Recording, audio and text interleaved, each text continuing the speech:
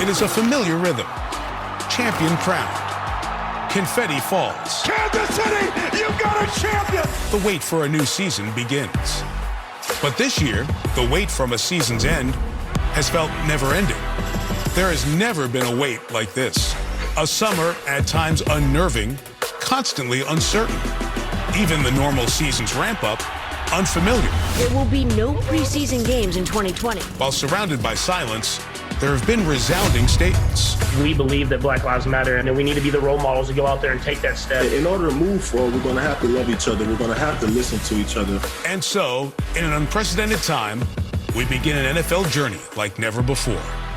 We gather every week, perhaps in a different way, but for the same reason. And we are ready to get underway.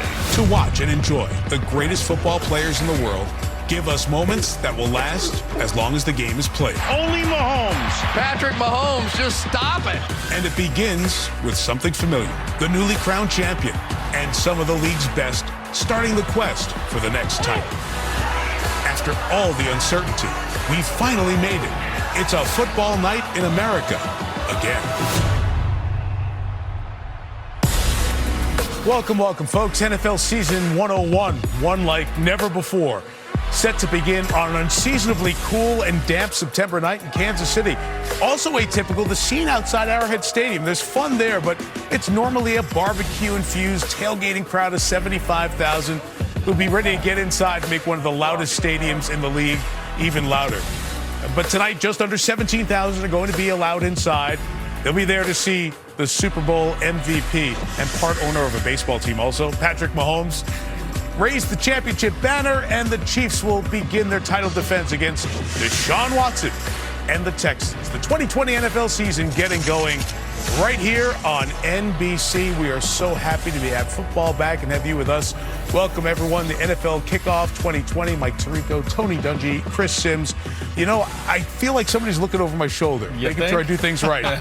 It's the lawyer of the group, Mike Florio, but that's better because look who's over your shoulder. That's scary. I know. I don't want to. I never had to play with him and deal with him, and I know he likes to hit quarterbacks and hit anything. So I'm scared of him. Watch out for that. Wait, guys. First of all, you told me that I was going to be behind a real quarterback. I was expecting Phil Sims, not his little son, Chris Sims. You're nice. Welcome. It's good to have the gang all back together here. Boy, the last game, 221 days ago, there was the Super Bowl and the Chiefs won. No preseason.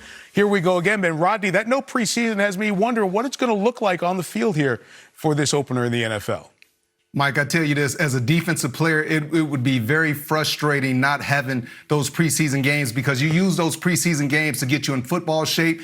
You use it to work on your tackling, which is a lost art right now. But it also gives you an opportunity to get on the field, get real live game reps, and make mistakes, learn from them, and have them not officially count against you. No, you're right, Rodney. And coaches, I'll tell you, they love blocking and tackling, as you're saying. They haven't had enough of that. They love routine, and that routine has been all disrupted. So who's going to be able to adjust to this new way we're doing things? And then there's one other group that is at a loss right now, and that's our officials. They have not had any training camp, no preseason games. Some of them haven't blown a whistle for 8 months. So if I'm a coach tonight, I'm ready with my challenge plan. Definitely. It's going to be getting used to that speed on the field, certainly. The thing that jumps out to me, and Rodney and Coach made some great points, that's where I think, hey, the teams that have great offenses, they're going to have advantages early on in the year. These defenses haven't seen some of these formations. They're not used to playing another team. But the other thing that jumps out to me, proven commodities in a year like this. Without an offseason, the teams that finished strong last year have something to build on. I think they have a great advantage over the teams that have a lot of new players, new coaches, and scenarios like that. We haven't talked a lot about the football in this offseason. We will in this show, but there's a lot of other stuff going on. We'll be talking about that as well. At the start of a season, it's the start of a post-pandemic new normal for the league, for the teams, for all of us, for the fans too. For more on that, let's go to Arrowhead and bring in Liam McHugh. Liam, good evening. Mike, good evening to you. You know, usually I'm right in the middle of the madness down there on the field, but right now this is as close as I can get. As for the fans, the changes really begin in the parking lot. You alluded to it. Kansas City has one of the great tailgates in all of the NFL. But this year, it's got to be spaced out. You really are only supposed to tailgate behind your vehicle and only with people that you purchased your tickets with and are going to sit with inside. Now, once inside, fans will be socially distanced in the stands, socially distanced in the concourse as well. And no fans are permitted in the first 7 rows here.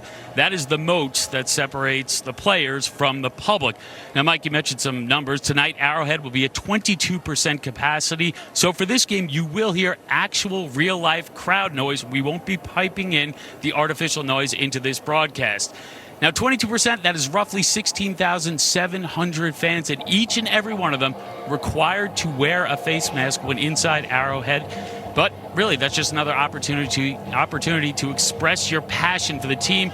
I bought this one at a store the other day. They said it was their most popular item. They are having trouble keeping it in stock. When you see the message, I think you'll understand why.